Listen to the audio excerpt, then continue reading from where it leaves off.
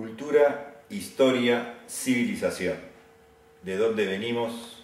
¿En qué estamos? ¿A dónde vamos? Contexto. El mismo título de la ponencia delata un interés sobre la posibilidad evolutiva del ser humano. Me ha parecido pertinente, dado el contexto del homenaje a Sylow, remitirme a su reflexión para resolver este problema que él trató profusamente en su obra. Para comenzar, y disculpando el atrevimiento de tratar semejante asunto en 3 páginas, podríamos decir que él no hablaba de la realidad, sino más bien hablaba de la experiencia humana que de ella se tenía, la que se terminaba configurando en mirada y paisaje. A contracorriente de la modernidad racionalista, Sylow se alejaba de las posturas absolutistas que pretendían haber capturado la verdad, entre comillas, de una vez y para siempre, situándose con ello más allá de la historia y más allá de la esencial intención creadora del ser humano. Pero también se distanciaba de la posmodernidad pragmática y relativista, que negaba la posibilidad de un conocimiento útil, no ilusorio, intersubjetivo e intercultural, que pudiera servir como una referencia colectiva y evolutiva para toda la especie. ¿De dónde venimos? En su conferencia La crisis de la civilización y el humanismo, el autor hizo referencia a las posturas del pasado con las que se había querido comprender el proceso histórico y civilizatorio. Mencionó la de Vico como cumplimiento de un destino determinado por la providencia, la de Comte como un avance constante hacia la razón científica y el progreso, la de Hegel como una manifestación dialéctica del espíritu absoluto encarnado en el Estado, la de Spengler como un sometimiento al destino biológico de nacimiento, juventud, madurez y muerte, y la de Toynbee como un juego de reflejos, de retos y respuestas. En sus cartas a mis amigos, Sylow había aclarado que su reflexión sobre el humano no arrancaba desde ninguno de los anteriores presupuestos, tampoco arrancaba desde la materia, el inconsciente, la voluntad o la sociedad, o el mercado, y consideraba que tales reflexiones habían surgido desde el paisaje cultural propio del momento histórico en el que vivieron tales autores, los que, sin embargo, observaba, no habían profundizado suficientemente sobre la influencia de sus propias creencias en su concepción de la realidad.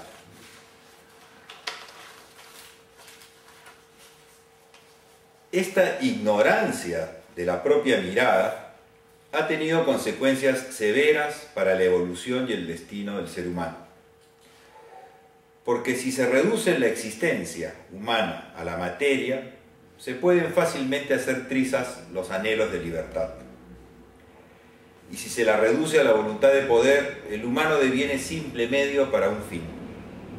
Y si todo es mercado, lo humano se cosifica a la altura de un mero costo de producción o un simple objeto de venta o consumo. Tampoco Dios salva al ser humano cuando en nombre de él lo apedrean, lo llevan a la hoguera, a la guerra santa o a la inmolación fanática. Detrás de la larga historia de atentados y genocidios se encuentran estas creencias propias de las distintas versiones del antihumanismo. ¿En qué estamos? Para sortear tales dificultades, en esa misma conferencia, Sylow propone algunos puntos a tener en cuenta. En primer lugar, habría que hacer el esfuerzo de comprender la determinación del propio paisaje de formación y del paisaje cultural actual. En segundo lugar, tendríamos que preguntarnos por las condiciones que queremos alcanzar y hacerlo desde la esencialidad humana. En tercer lugar, sería recomendable advertir las dificultades y posibilidades que la crisis de hoy nos ofrece desde el punto de vista evolutivo. Y en cuarto lugar, podríamos intentar una superación de las creencias que impiden avanzar hacia un nuevo momento de la civilización. Respecto al primer paso, conciencia del propio paisaje cultural y del momento de crisis que nos toca vivir, Silo concluía que la revolución tecnológica dentro de un sistema individualista, hiperconcentrador, que pone al dinero como valor central, estaba generando crisis globales progresivas, cada vez más rápidas e intensas en todos los campos del quehacer humano.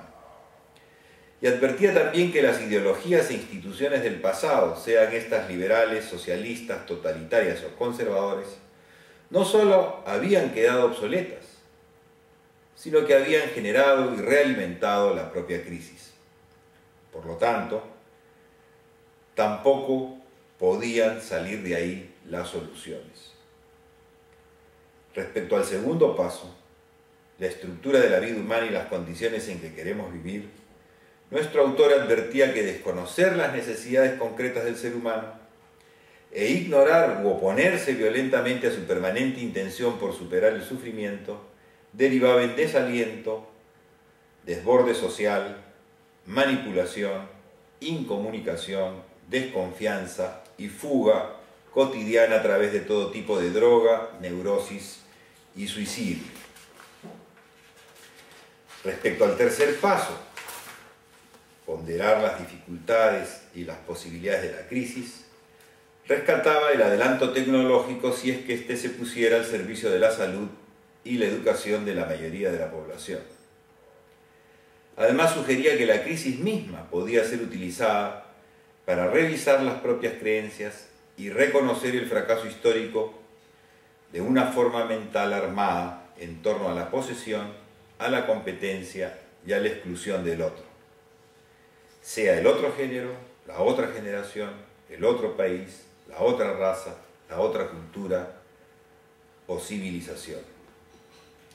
Respecto al cuarto paso, intentar la superación de las creencias, afirmaba resueltamente que sólo la meditación y la fe interna logra el surgimiento de una experiencia tal que pudiera llenar de sentido el vacío profundo dejado por la caída de las creencias anteriores.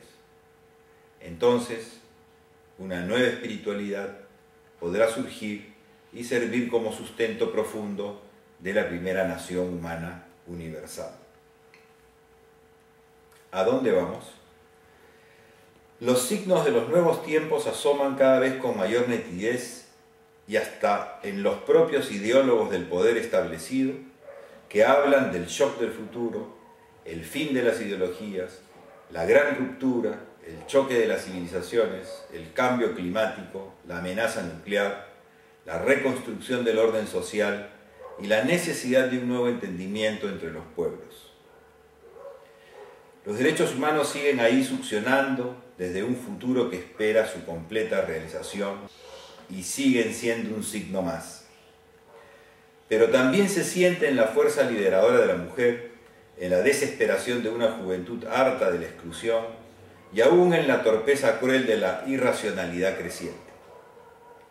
Y también laten en los momentos y aspectos humanistas que iluminaron en el pasado a las distintas culturas y civilizaciones. La necesidad de un cambio sustantivo está presente y moviliza a los pueblos en sus reivindicaciones todavía parciales e inmediatas. La nueva sensibilidad parece reclamar una nueva imagen del mundo en la que la violencia produzca asco y la diversidad encuentre la convergencia necesaria. Sin embargo, nada garantiza que el fracaso se reconozca colectivamente y que las salidas irracionales y autoritarias no vuelvan a posesionarse del corazón atemorizado de la gente. Las formas concretas para apoyar el trabajo personal y social liberador son desarrolladas en extenso en el nuevo humanismo o humanismo universalista, que sí lo propone como herramienta para que el ser humano de hoy pueda salir del gran atolladero. Pero su tratamiento excedería el tiempo concedido. Eso sería todo. Muchas gracias.